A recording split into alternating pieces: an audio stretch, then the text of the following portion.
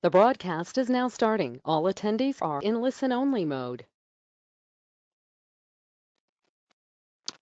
Hello everyone. Welcome to today's webinar on the coronavirus and the impact on the Chinese economy and the wider region.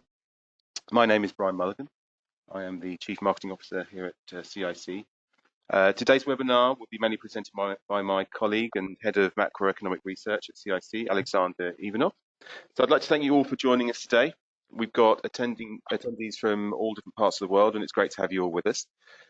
The novel coronavirus disease outbreak is already having a major impact on the Chinese economy. The Lunar New Year has stretched into a third week, and many factories and businesses are shut down. Panic over this disease has seriously disrupted economic activity in China and has triggered a sharp financial market decline and considerable fears over the slowdown of the global economy. So in today's webinar, we're going to be looking at what does the disease outbreak data show and how have the markets reacted. We'll compare the current coronavirus outbreak against other epidemics of the past. So how bad could the outbreak be compared to previously, and what was the economic impact of other outbreaks such as SARS, influenza A, avian flu, and others? What are the most vulnerable regions, groups, and industries? And then we'll take a look at various scenarios. So what is the likely economic impact of the outbreak in China, and also on the wider Asia region and the global economy? What can we expect to see from the Chinese government in reaction to that slowdown? And also a little bit of information about what to expect from us at CIC in terms of planned releases, publications, and data that may be related to this topic. Before I hand over to Alex, I just want to mention a couple of points. So during today's webinar, you do have the opportunity to ask questions. Obviously, we can't hear you, but you can submit written questions. And you do that through the panel on your right. Simply click on the orange arrow. We will get to those questions following Alex's presentation. We also have a handout section. You should be able to see a handout section just above the question panel, and we've uploaded today's presentation there. So I'd just like to introduce now our main presenter today. That's Alex Ivanov, and Alex is the Head of Macroeconomic Research at ISI Emerging Markets Group, which includes both CIC and EMIS.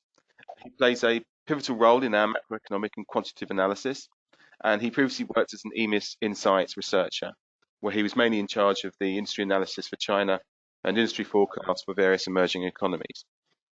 He's among the founders of the CIC Leading Indicator, which is a proprietary data set that aims to predict the business cycle in key developed and emerging economies.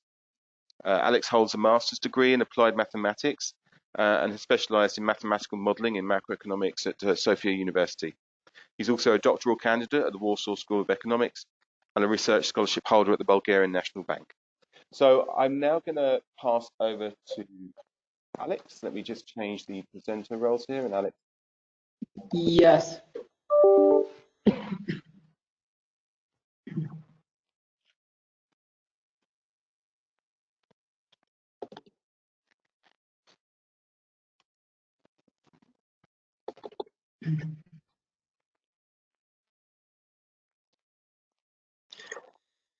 Okay, I'm sharing my screen. Yep, can see Brian, it. let me know when you see it. Okay.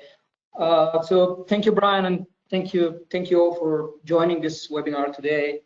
So before I start with the economic impact and our estimations, just a quick update on the latest data provided by the main sources that we use to follow the topic on coronavirus: the World Health Organization for international data, and China's National Health Commission for data on China.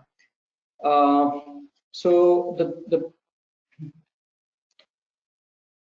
the data presented here, as well as most of the data used in this presentation, are extracted from the CSE database, and at the end of this presentation, I'm going to give you some more information on where you can find the latest data, news, and analysis on the topic of coronavirus.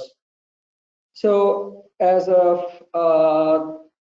12th of February, the number of confirmed cases globally by the World Health Organization has reached almost 43,000 cases, and the number is estimated to exceed 45,000 as of yesterday, given the new methodology of and the new diagnostic techniques and the new methodology of the health organizations that rose the number of confirmed cases within the day, especially in Wuhan City, of which 99% of the cases, for 42,708, remain in mainland China, followed by Hong Kong with 49 cases as of yesterday, Singapore with 47 confirmed cases, Thailand with 33 cases, and Japan and South Korea with 28 cases each. This is as per latest data from the World Health Organization. So even though the number of confirmed cases continues to increase, it seems like the number of daily new confirmed cases has reached a peak of 3,924 globally on the 5th of February. That was the peak of the. It looks like that was the peak of the disease outbreak, and then it turned to a decline since then, falling to 2,068 as of yesterday. This is new confirmed cases per day. And this was data according to the World Health Organization. However, the number of death cases continues to increase, reaching 1,018 as of 11th of February, according to World Health Organization data. While the numbers provided by the National Health Commission for China are a bit higher, and in one of the next slides I'll show you some differences between the data provided by these two major sources of data on the coronavirus.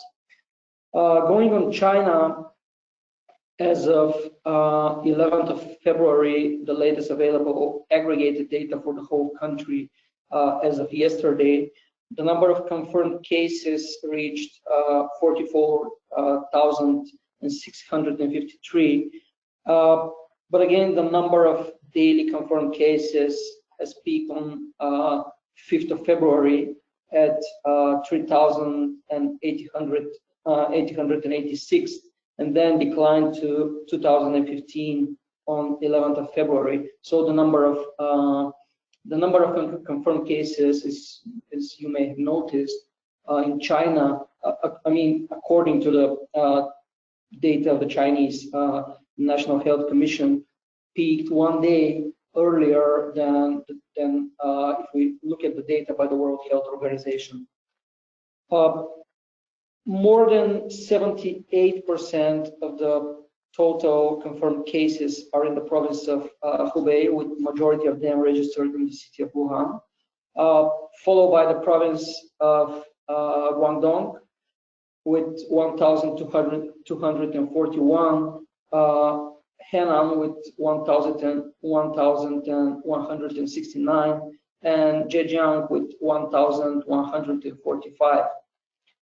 The number of death cases as of 11th of February in China has reached 1,113, which, however, is far below the number of recovered, confirming the relatively low mortality of the virus, something that I'll show you in more detail in one of the next slides. As per the latest data, the number of death cases represents only 23.5% of the number of recovered. But this was not the case during the whole period since the outbreak of the epidemics. So over the last week of January, for example, which was the period that preceded the peak of the virus in terms of number of confirmed cases, the number of death cases was exceeding those of the recovered. So as of 26th of January, for example, the ratio of deaths to recovered hit a peak with 160 death cases against only 60 recovered patients in China. As per the latest data, the mortality rate of the virus in China is around 2.5%. It varies. It actually varies between 2.5 and 3% based on different sources of data and based on whether it's measured only for China or globally. And it's below the peak if we discuss the data on China provided by the National Health Commission of China. 2.5% is below the peak of 3.2, which was during the last week of January. However, the mortality rate has been growing over the last week, increasing from 2% on 5th of February to 2.5% on 11th of February. So, as you can see from the map, the measures of the Chinese government to prevent an even larger contagion across the country are so far successful. The infected people remain concentrated in the province of Hubei. More than 78% of the total number for China, and the provinces with relatively high number of confirmed cases, more than 500 until now, are only the southeast provinces. So these are the most affected provinces of the disease outbreak so far. I mentioned the discrepancies in several occasions, the discrepancies between the data provided by the World Health Organization and China's National Health Commission. So when looking at the data on the coronavirus, we should bear in mind these discrepancies in terms of both data on confirmed cases and data on death cases reported by both organizations. That's of course is not intentional. It's rather due to methodological reasons of both organizations. So as you can see from the charts, the World National Health Organization tends to underestimate the number of both confirmed cases of infected people in China, as well as the number of deaths compared to the data reported by the local National Health Commission. So the discrepancies are getting smaller over time, as measured in percentage terms. So currently, these discrepancies are around 4% more reported confirmed cases by the National Health Commission compared to the World Health Organization, and around 10% more cases, more death cases, if you look at the data of the National Health Commission.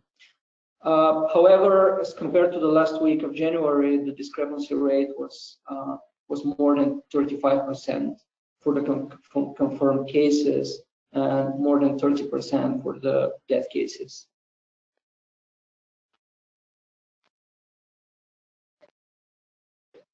By looking at the data on a province and on a regional level provided by the National Health Commission, excluding the Hubei province, because it will be an outlier in the chart, we can identify 3 clusters based on the number of confirmed cases and its share of the provinces or the municipalities' population. So on the chart, the x-axis shows the total number of confirmed cases in the respective region, and the y-axis shows the share of the population measured, and the size of the bubbles reflects the total population of the region. So you can see the 3 clusters. So the first cluster of regions shown with the red bubbles are the provinces with the highest number of confirmed cases and high shares of their population. As it was shown on the previous slide, there are mainly regions in this cluster. There are mainly regions from Southeast China, relatively close to the Hubei province, and most of them are provinces and regions with a relatively large part of the population for some of the region, with a living standard higher than the average for the whole country, and with intensive economic activity, transportation, and tourism. To some extent, all of these represent auxiliary factors for the higher number of confirmed cases, contributing to the major factor, which is the relatively close distance geographically from Hubei province, and in particular the city of Wuhan. The other cluster, the bubbles in blue, are provinces with relatively low number of confirmed cases and a low share of their population, this includes provinces with less than 100 confirmed cases like Inner Mongolia, Jilin, Ningxia, and Xinjiang, as well as provinces like Qinghai with only 18 confirmed cases, and Tibet with only 1 reported confirmed cases. This was according to data by the National Health Commission so far. So these are the blue cluster. These are mostly regions in the west and the north part of China, far from Wuhan, and in most of the cases, except regions like Inner Mongolia, there are regions with lower. These are regions with lower living standard and low economic activity compared to the average for the country. And while these two clusters are relatively, and the results there are relatively straightforward, regions that are geographically closer to the city of Wuhan and with relatively high economic activity, tourism and transportation are the ones that are the most exposed to the contagion. The third cluster, the green one, both confirms and reject this. These are regions with relatively the same number of confirmed cases as the ones in the blue cluster, but as measured as share of their population, the confirmed cases are closer to the ones of the red cluster. So one of the reasons for that is obvious. As you can notice from the size of the circles, these are mostly cities like Beijing and Shanghai and the municipality of Chongqing, provinces and the provinces of Hainan and Heilongjiang, all of them with relatively small population as an administrative units compared to the other provinces of China. But there are also other underlying factors for these provinces to be in that cluster, like the high economic activity and traveling. This is true for Beijing, Shanghai, and Chongqing, all of them having higher living standard than the average one for China, with GDP per capita higher than the China average. Hainan, on the other hand, is a common destination for tourists, especially for Wuhan, and especially during the Spring Festival, while the case for Heilongjiang is quite different than the other 4. Heilongjiang is neither rich nor close to the city of Wuhan.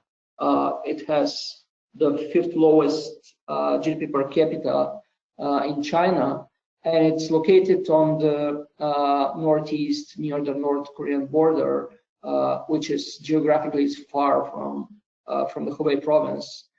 So one of the factors for the high rate in that province as a special case could be the Harbin Ice and Snow Festival in January, which make the province a popular tourist destination in that time of the year. But the other factor is the relatively high internal migration. So being one of the poorest provinces in China, many people at working age work in the richer southeast provinces that are the ones that are most affected by the virus. And many of these people traveled back to their hometowns in the Heilongjiang province for the Spring Festival. So how did the markets react to the news of the coronavirus? Just a couple of charts to show you. So China's financial markets were closed due to the Spring Festival, which was the time when the number of confirmed cases has increased dramatically. Consequently, the fears about the high contagion virus and its impact on China's economy triggered a plunge in the first trading day after the Spring Festival. So on the 3rd of February, the Shanghai Stock Exchange opened with a 8% drop of its main index, the Shanghai Composite, which was the biggest fall in more than 4 years. And the Chinese renminbi also weakened as the spot exchange rate against the US dollar jumped to 7.03 or 1.4% higher than it was on January 23. The market sentiment improved slightly after that, with the spot exchange rate, the US dollar decreasing to 6.99 on February 7th, on 7th of February, which was just above the levels in the beginning of the year. And since then, the renminbi stabilized at that level until it started to depreciate again since today, following the news about the increase in confirmed cases and deaths. On the international, compared to the international markets, the Shanghai Stock Exchange experienced the largest decline among the biggest equity markets, followed by Hong Kong. The Hang Seng Composite Index dropped by 9.3% on the 3rd of February, the day when the Chinese markets opened. In the UK, the FTSE 100 dropped by 8%, while in the United States, the Nikkei dropped by 4.5% percentage points. Dow Jones Industrial dropped by 3.2 percentage points, and Standard & Poor's 500 dropped by 2.4 percentage points, which was dated as 3rd of February compared to 17th of January, when most of the markets peaked before they went to slow down to a decline driven by the news of the coronavirus. On the commodity markets, metals experienced one of the sharpest decline by 6.1 percentage point, followed by raw materials, silver, and textiles. Gold experienced an increase of 1.1 percentage point, again considered as a safe haven during turbulent times.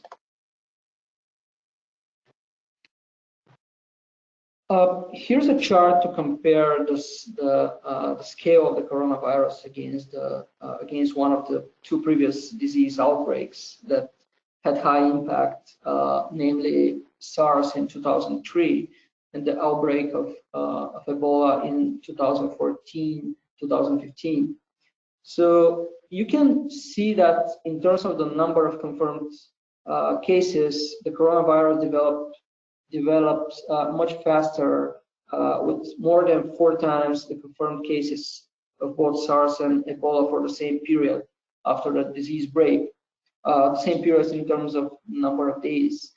The disease outbreak of Ebola flattened at less than 15,000 confirmed cases, while that of SARS flattened at less than 9,000. However, the good news is that the mortality of the coronavirus is much lower than that of the previous disease outbreaks. On the x-axis in this chart, you can see the mortality rate peaks of the recent disease outbreaks, and the y-axis shows the number of confirmed cases. The bubble size is the number of the dead cases for each of them. So here you can see how high. Here you can see higher the number of confirmed cases of the coronavirus on the one hand, but how low is its mortality rate on the other hand compared to the previous disease outbreak. So the mortality rate of the coronavirus, as I mentioned earlier, varies from 2.5 to 3%, with around 1,200 dead cases so far. While for Ebola, you can see the big circle on the chart. This was the most deadly of the recent diseases. The mortality rate was around 75%, causing the death of more than 11,000 people, mainly in Africa. SARS, the contagion that affected China in 2003, had a mortality rate of around 10% globally and around 6.5% in China. While the mortality of the swine flu hit around 10% at its peak before it declined to the levels of less than 5%. While the Middle East coronavirus in 2012 had a mortality rate of more than 35%.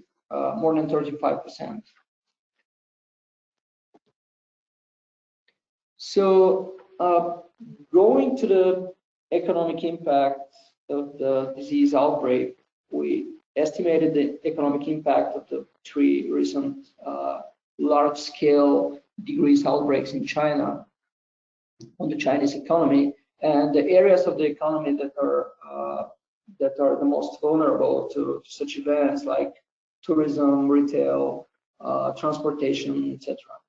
So as you can see on the charts, SARS was the only one of the 3 disease outbreaks that had significant impact on the economy as a whole.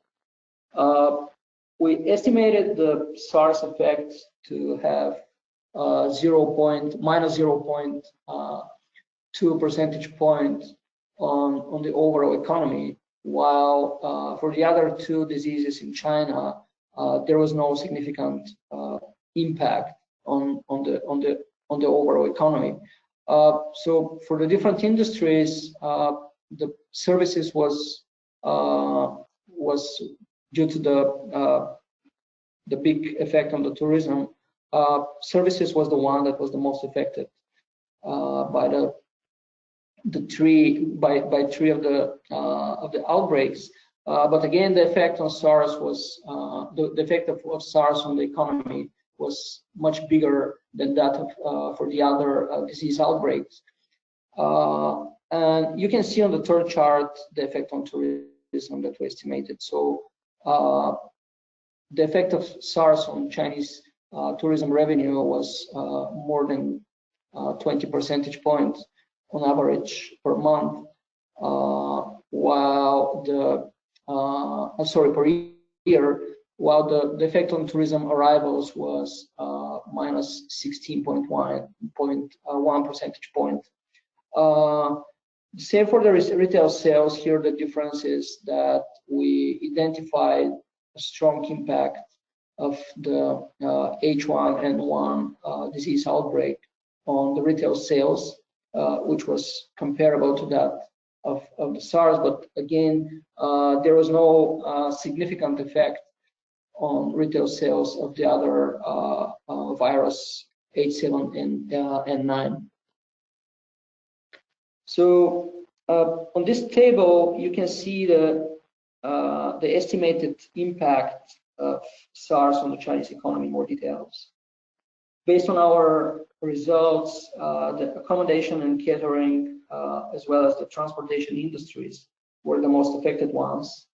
The overall impact on the Chinese accommodation and catering industry of SARS was 1 percentage point, with 20.7 percentage point impact on the tourism revenue and 16.1 points impact on the tourist arrivals. The impact on the transportation, the impact on the transportation industry was 1.3 percentage points, while that on the overall services industry was 0.4 percentage points, making the services industry the most affected, making the services industry the most affected one compared to the primary and the secondary industry. Retails were also affected with 1.2 percentage point impact. So as you can see on the second and the third column, the retail sales dropped from 9.3% in Q1 to 6.8 percentage growth in the second quarter, when was the strongest impact of the SARS virus.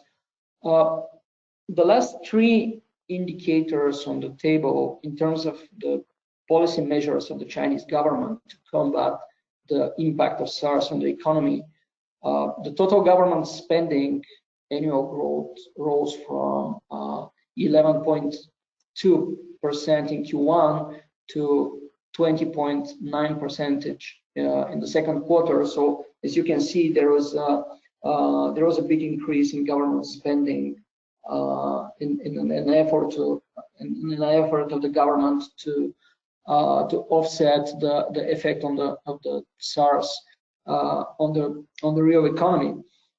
The impact of SARS on government spending was estimated at 2.3 percentage points and 2.4 percentage points on the fixed asset investment made by the local governments, which is one of the main transmission mechanisms for fiscal policy in China.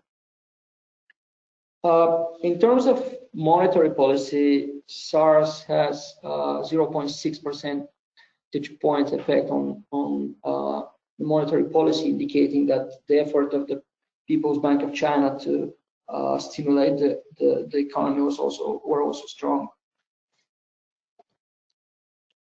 On this chart, you can see the economic impact of SARS on a regional level.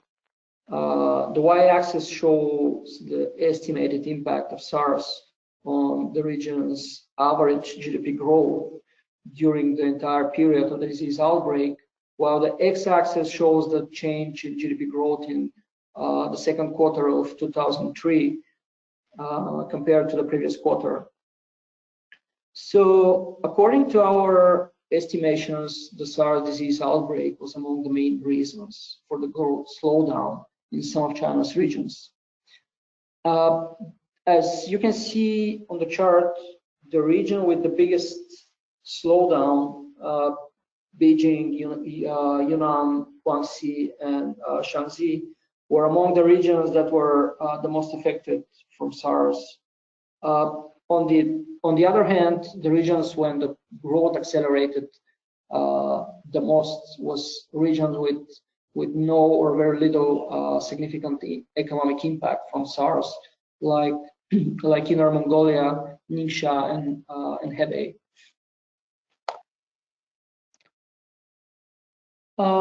And going to our forecasts and our methodology for estimating the impact of the coronavirus and trying to predict it in the future, we developed 4 scenarios to estimate the impact of the coronavirus on the growth in 2020 in China, Asia, and the global economy. The first scenario, the neutral one, is the one for which the effect of the coronavirus is neutralized, which means an estimation of what the growth could have been if the current disease outbreak didn't occur. Even though this scenario is practically impossible, it helps us to estimate the impact of the coronavirus on the economic indicators. In the optimistic scenario, we assume that the disease outbreak, measured as a number of confirmed cases, will flatten or be turned to zero growth by the end of February. In the third scenario, the baseline, the disease outbreak gets flat by the end of March, while in the last scenario, the pessimistic ones, it ends by the end of April. So on the chart, you can see our estimations for each of these scenarios, and this data will be later uploaded in our main page for the coronavirus. So the neutral scenario for the Chinese growth in 2020 was 6%. And according to the baseline scenario, given the disease outbreak, we revised our expectation for the growth for China to 5.5%, with an optimistic scenario if the government takes the disease outbreak under control by the end of this month to 5.7%, and in a pessimistic scenario, if the disease outbreak continues to increase by the end of April, we revised our forecast to 5.3%. As you can see, all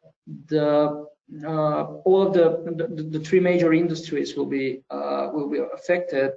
Our neutral estimate was 3.6% for the primary industry, 5.7% for the secondary industry, and 6.5% for the services industry. And we revised our estimations by 0.5 percentage point for the primary industry for the baseline scenario, 0.4 percentage point for the secondary industry, and 5.9 from 6.5 to 5.9 or 0.6 percentage point for services. The most affected sectors or industries of the Chinese economy, the accommodation and catering, you see we project a bigger decline in this particular sector from 6.2 neutral scenario to 4.3 under the baseline scenario, and 3.4% for the pessimistic scenario. For the transportation sector, also a big impact from 6.5 neutral to 4.1 the baseline scenario, and 3.1 for the pessimistic one. And for figures are not visible for the retail sector, but the figures are comparable with the other 2. We estimate 0.2 percentage point decline of for the baseline scenario compared to the neutral one.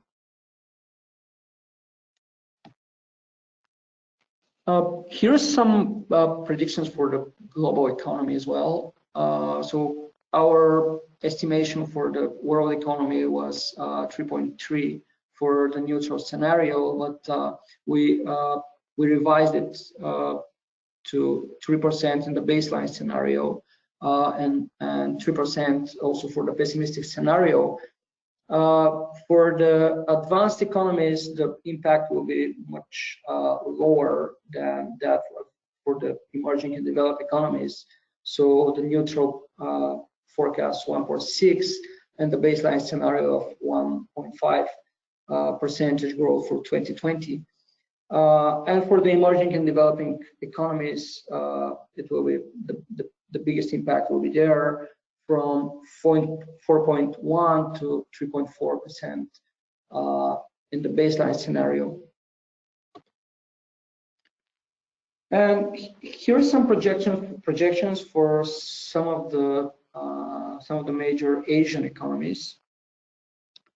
For Hong Kong, we estimate a very strong negative effect of the coronavirus on its projection for 2020. So we revised our forecast from 1.5 to a decline of 0.1% in 2020 under the baseline scenario, and under the pessimistic scenario is the decline will be around 0.4. Similar results for Singapore, 1% forecast under the neutral scenario and 0.1 decline under the baseline scenario. For Japan, the effect of the disease outbreak in China is not that large. Under the optimistic scenario, our projection is to have no significant impact on the Japanese economy. And similar for Korea, we revised our forecast to with around 0.1 percentage points. For the emerging Asia, a big impact estimated on the Thailand economy from 3% to 2% in the baseline scenario, and 1.8 for the pessimistic scenario. Also for Malaysia, from 4.4 to 4.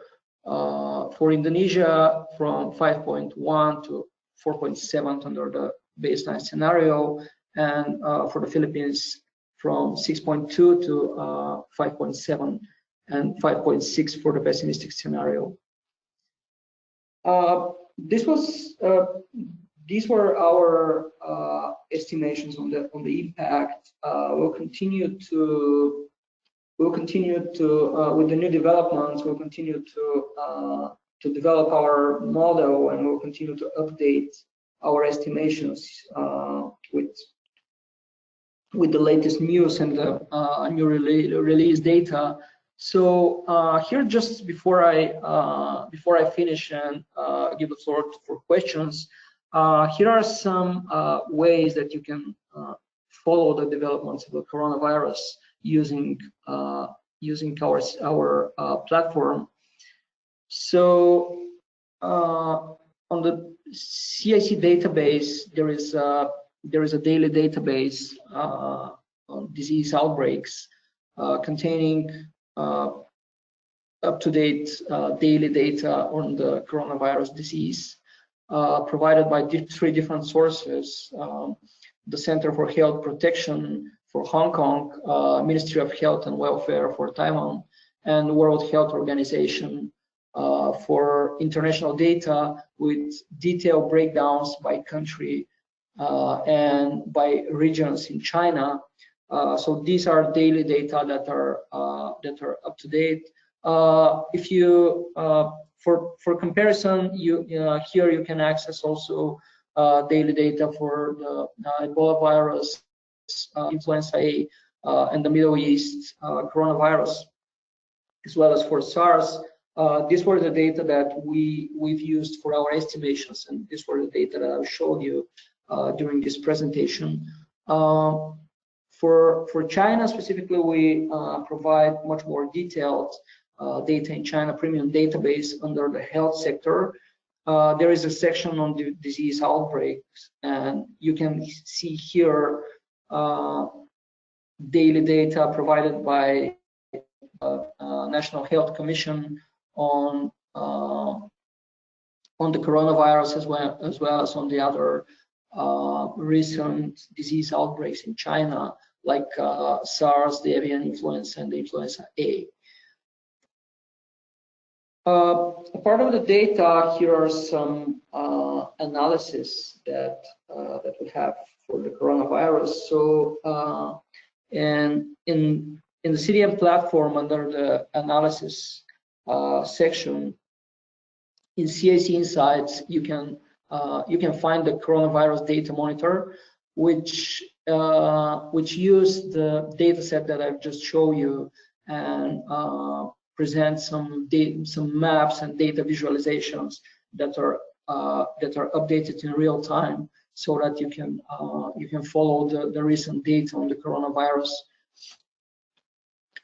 And we have the CSE Novel Coronavirus Outbreak Monitor, which is a landing page where we gather our data and data analysis in one place.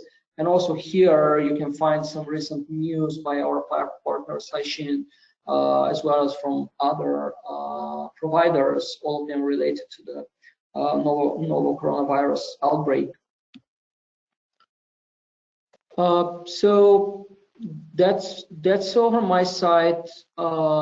I'd like to invite you to ask any questions that you want to try to answer to all of them. Thanks very much, Alex. So, Brian, back to you. Thank you very much, Alex. Very interesting presentation. I hope that's been useful for our audience. We have had questions coming in over the time that you've been presenting. I've passed a couple on to you already. I don't know if you can see those, or would you like me to kind of read them out to you? Okay, thank you, Brian. So one question, thanks for sharing. Okay, first I'll read the questions and then I'll answer to them. The first one, thanks for sharing. What's your view of the epidemic outbreak in Singapore, the trading hub of Asia? That's a really good question, given the importance of Singapore. So let me go back to the forecasts. As I mentioned, we have a forecast on Singapore. So our neutral forecast was 1% for 2020. But given the development of the outbreak, of the disease outbreak, we revised our forecast to 0.1% decline in 2020 if the disease outbreak flattened by the end of March. If it continues by the end of April, which is our pessimistic scenario, the decline will be even higher. We estimated it at around 0.5, but it's like for an open economy like Singapore, there are other developments that will determine the growth of Singapore this year, like for example, like the trade wars. But if we talk about the coronavirus only, here is our estimation. It's in the baseline scenario is 0.1%. So it's compared to the other countries, it's a relatively strong impact on the Singapore economy, and that's easy to explain given the tight connection between Singapore and China, and the importance of Singapore as a trading hub on the one hand, and on the other hand, given the place of China in the global value chain.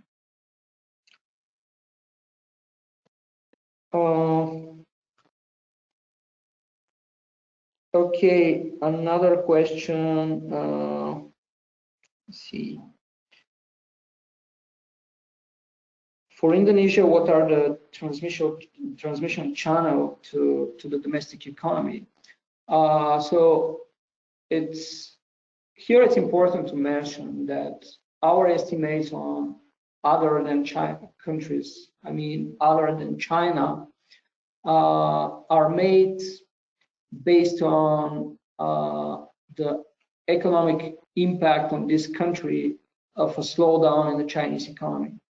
So it's not based on the direct disease outbreak effect in a country like Indonesia. I mean, the number of confirmed cases in Indonesia. Our main factor is the impact of a slowdown of China on an economy like Indonesia. So for Indonesia, the transition channel to the domestic economy are the trade relations with China and the financial flows from China to Indonesia and the opposite.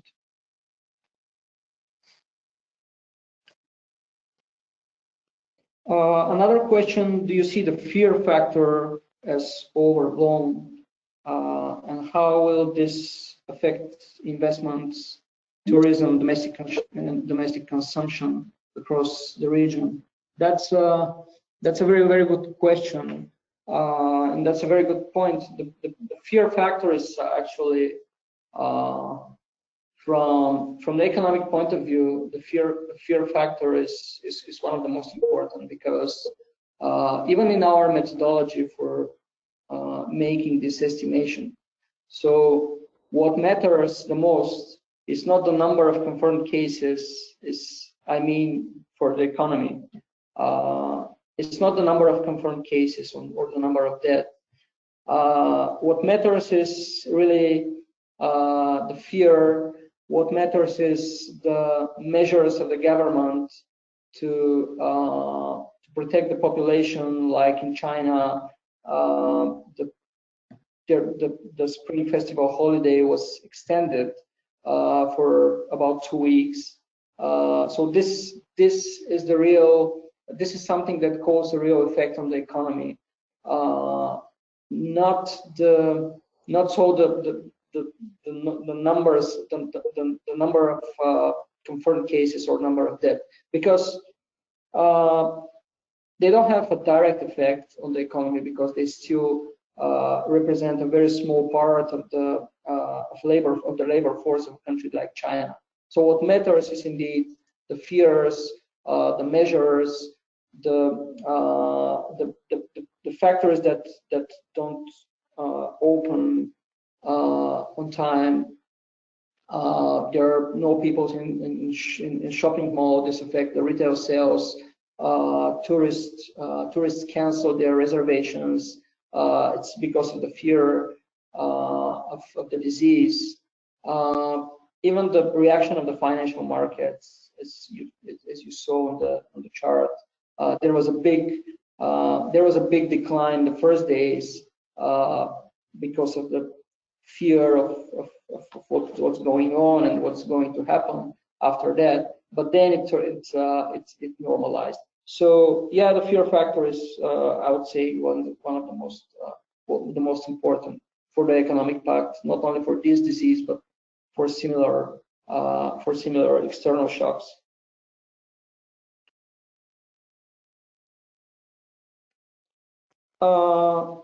Another question: what, according to you, would be the impact of the economies of India, Pakistan, Bangladesh, and Sri Lanka? Which sectors are expected to be hit the most, and what are your estimates in this regard? We're expanding our pool of countries for which we estimate the impact of the disease outbreak, and we started with the neighboring countries of China, which are usually and traditionally the most affected by the turbulences in the Chinese economy. So for India, Pakistan, Bangladesh, and Sri Lanka, we haven't made forecasts. We did some estimations on the previous disease outbreak, the SARS, and the effect on these countries was insignificant. I believe now this will not be the case because, okay, China today is not what China was in 2003. It's role in the value supply chain is much bigger. Its role in the global in the international trade is much bigger. So the impact would be on more countries. So I expect there will be some impact, especially on the economies of India, Pakistan, and Bangladesh, due to their relations with China. Which sectors? I think both the first, the exporting sectors will be affected because China represents a big market for the exporters in these countries. On the supply side, the companies will also be affected by the lack of demand from China for commodities, which will affect. Okay, for some industries there will be a positive effect. For example, the oil prices went down due to lower demand for China in the first place. So this will support some of the more oil-consuming industries. But on the other hand, sectors like tourism, for example, will have a negative impact from the disease outbreak due to the large number of Chinese tourists that are going to these countries.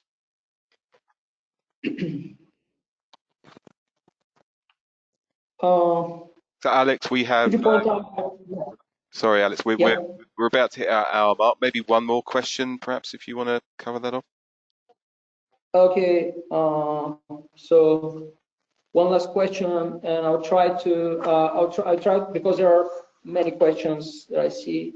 I'll try to respond to the other questions via email as much as I can to respond to all of them.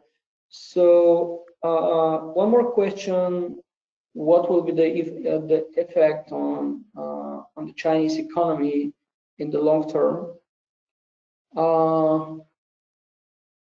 So that's a very interesting question. And first of all, I believe, and I hope I'm right. I believe that the effect on the coronavirus on the long-term growth of China will be limited, and it will have an effect, as you can see from our estimations. But first, I believe the Chinese government will react accordingly, and I'm not talking about the measures to limit the impact of the virus and the quarantine, etc. But the Chinese government has a very good track record on handling external shocks like this.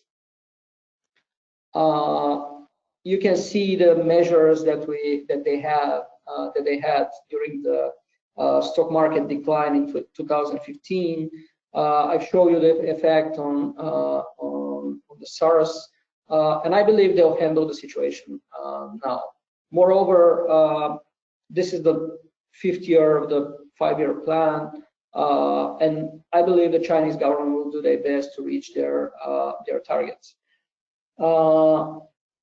What's even more important in the midterm is the trade wars with the United States. I think this will have a bigger impact on the Chinese economy and a longer term impact than the coronavirus.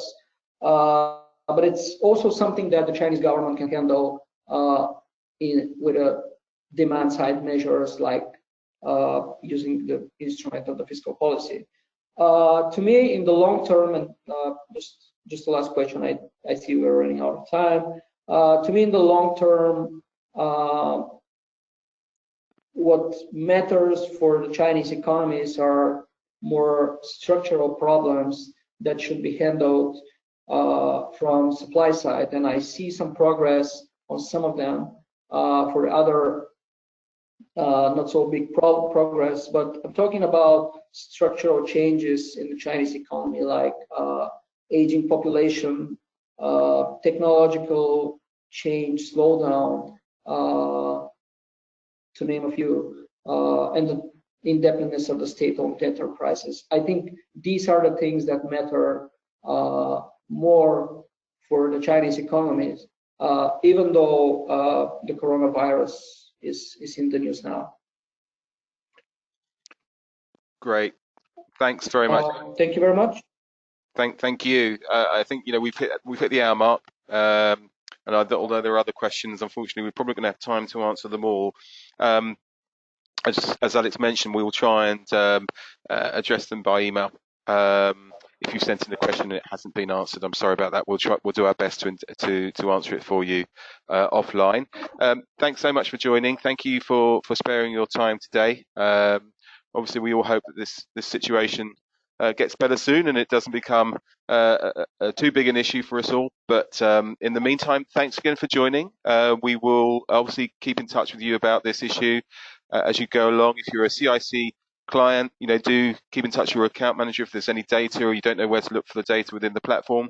If you're not a CIC client, you should perhaps get in touch with us and we can explain to you the kind of great level of service that we can provide to you. So my thanks once again to Alex for his presentation and for answering the questions, and my thanks to our audience for your attention and for asking such great questions as well. So we'll end it there. Please do enjoy the rest of your day. Thank you. Bye-bye.